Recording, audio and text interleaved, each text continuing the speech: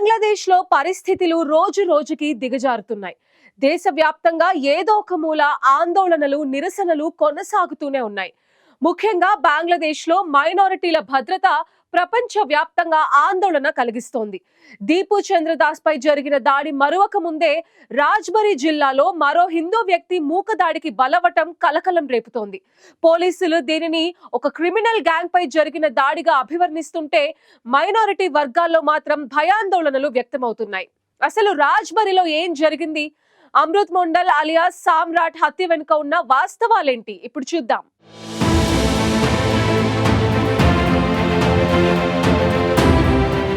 బంగ్లాదేశ్లో శాంతి భద్రతలు క్షీణిస్తున్నాయనే ఆరోపణలకు ఇప్పుడు మరో ఘటన సాక్ష్యంగా నిలిచింది. ఒకవైపు రాజకీయ అస్థిరత, మరోవైపు చట్ట సంరక్షణ వ్యవస్థ బలహీనత. వీటి మధ్య మైనార్టీలు లక్ష్యంగా మారుతున్న దాడులు దేశవ్యాప్తంగా ఆందోళన కలిగిస్తున్నాయి. దీపు చంద్రదాస్ పై జరిగిన దాడి మర్చిపోకముందే తాజాగా మరో హిందూ వ్యక్తిని గ్రామస్తులు మూకదాడి చేసి చంపిన ఘటన వెలుగులోకొచ్చింది. బుధవారం రాత్రి రాజ్బరీ జిల్లాలో చోటు చేసుకున్న ఘటనపై స్థానిక మీడియా వెల్లడించింది. డబ్బు వసూళ్లకు పాల్పడుతున్నాడన్న ఆరోపణలతో గ్రామస్తులు అతడిపై దాడి చేశారని పోలీసులు చెబుతున్నప్పటికీ వరుసగా మైనార్టీలు లక్ష్యంగా మారుతున్న ఘటనల నేపథ్యంలో ఈ మూకదాడి అనుమానాలు రేకెత్తిస్తోంది. రాజ్బరీ జిల్లా పంక్షా సర్కిల్ పరిధిలోని ఓ గ్రామంలో చోటు చేసుకున్న ఈ ఘటనలో అమృత్ మండల్ అలియాస్ సామ్రాట్ అనే 29 ఏళ్ల యువకుడు మృతి చెందాడు. బుధవారం రాత్రి సామ్రాట్పై గ్రామస్తులు దాడి చేస్తున్నారన్న సమాచారం అందడంతో పోలీసులు వెంటనే ఘటనాస్థలికి చేరుకున్నారు. తీవ్ర గాయాల పాలైన సామ్రాట్ను స్థానిక ఆసుపత్రికి తరలించారు. అయితే పరిస్థితి విషమించడంతో గురువారం వేకువజామున 2 గంటల సమయంలో చికిత్స పొందుతూ అతడు మృతి చెందినట్లు అధికారులు తెలిపారు. ఈ ఘటనతో గ్రామంలో ఉద్రిక్త పరిస్థితులు నెలకొనగా పోలీసులు అప్రమత్తమయ్యారు.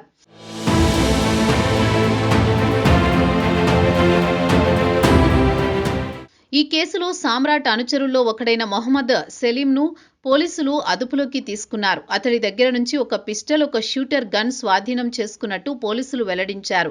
దీనితో ఈ ఘటన సాధారణ గ్రామస్తుల ఆగ్రహమేనా లేక లోతైన నేరపూరిత నేపథ్యం ఉందా అన్న ప్రశ్నలు తెరపైకి వచ్చాయి. సామ్రాట్ బహిన్ పేరిట ఓ క్రిమినల్ గ్యాంగ్ను నడుపుతూ డబ్బులు వసూలు చేయడం, అసాంఘిక కార్యకలాపాలకు పాల్పడుతున్నాడనే ఆరోపణలున్నట్టు పోలీసులు వెల్లడించారు. అతడిపై ఒక హత్య కేసు సహా 2 క్రిమినల్ కేసులు ఉన్నట్లు తెలిపారు.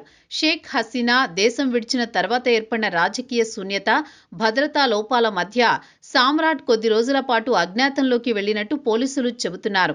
పరిస్థితులు కొంత సద్దుమణిగిన తర్వాత ఇటీవలే అతడు తిరిగి తన గ్రామానికి చేరుకున్నాడని వెల్లడించారు. బుధవారం రాత్రి అదే గ్రామానికి చెందిన షాహిదుల్ ఇస్లాం ఇంటికి వెళ్లి డబ్బు డిమాండ్ చేయడంతో అక్కడున్న కుటుంబ సభ్యులు భయంతో కేకలు వేశారని పోలీసులు తెలిపారు. ఆ శబ్దాలు విని పెద్ద సంఖ్యలో గ్రామస్తులు అక్కడకు చేరుకుని సామ్రాట్ను చుట్టుముట్టి దాడి చేశారని పేర్కొన్నారు. ఈ దాడిలో అతడు తీవ్రంగా గాయపడ్డాడని తెలిపారు.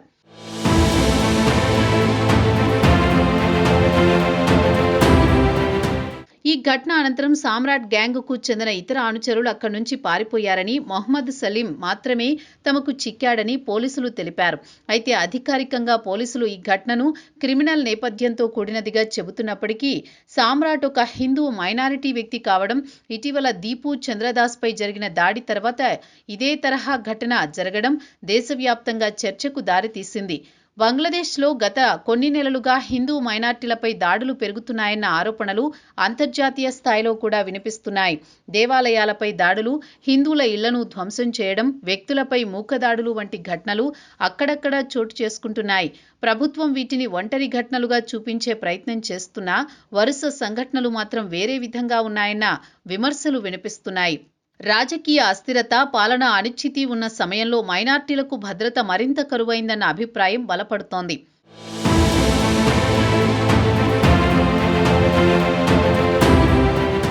ఈ నేపథ్యంలో రాజ్బరీ జిల్లాలో జరిగిన ఈ హత్య కేసు కేవలం ఒక క్రిమినల్ కథగా మిగిలిపోతుందా లేక బంగ్లాదేశ్లో మైనార్టీల భద్రతపై మరో పెద్ద హెచ్చరికగా మారుతుందా అనేది ఇప్పుడు దేశవ్యాప్తంగా చర్చనీయాంశంగా మారింది.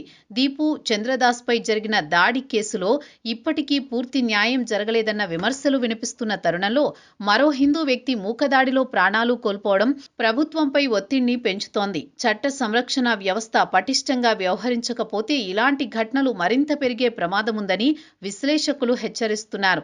బంగ్లాదేశ్లో ప్రజాస్వామ్యం, చట్టబద్ధమైన పాలన నిలవాలంటే నేరస్తులు ఎవరైనా సరే చట్టం ముందు సమానమే అన్న సందేశం స్పష్టంగా వెళ్లాల్సిన అవసరం ఉందని అభిప్రాయపడుతున్నారు. లేకపోతే రాజకీయ కల్లోలం, సామాజిక చీలికలు మరింత తీవ్రమై దేశం మరో పెద్ద సంక్షోభం వైపు వెళ్లే ప్రమాదముందన్న హెచ్చరికలు వినిపిస్తున్నాయి.